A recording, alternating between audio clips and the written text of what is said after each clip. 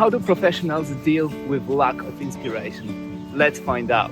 Inspiration is a tricky word, a word that scares a lot of artists, a lot of professionals, because it's been romanticized in movies, in music, in myths. You know, we've got this idea of a lonely artist who is visited by a muse and then is inspired and creates his or her masterpiece.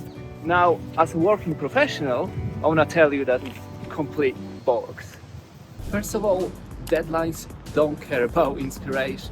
Tight deadlines means multiple drafts and changes, and you'll have to come up with new stuff all the time. You cannot wait until you get inspired. And then more than likely you'll be working on multiple projects at the same time. And that means you can't be inspired for one of them and then not inspired for the other one, right? So you have to be ready. You have to be ready every day to just sit down and do the work. However, you'd be wrong to say that we can't help ourselves to find inspiration. We can find inspiration in many different places.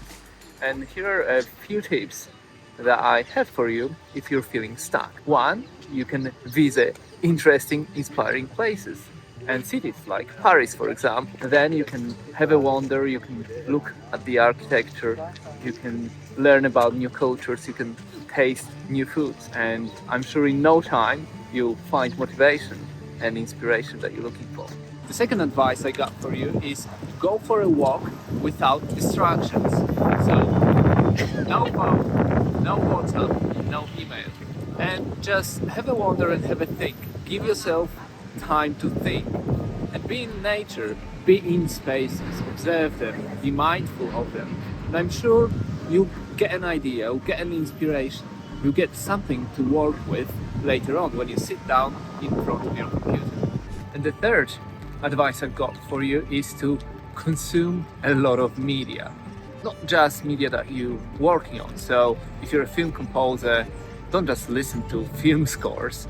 You can find inspiration in many different things, and books, movies, TV shows, games, they can all inspire us to create. On top of all of that, it's good to have work ethic, and that means showing up and doing work with or without inspiration.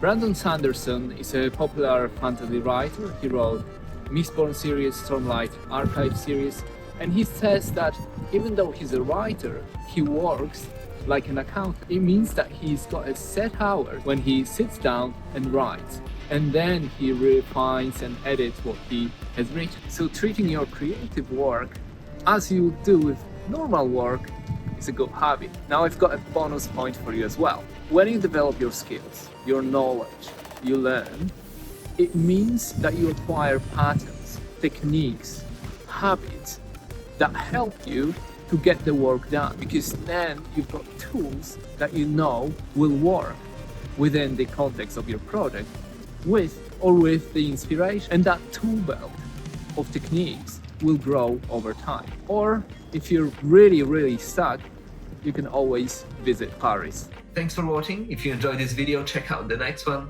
and we'll see you soon.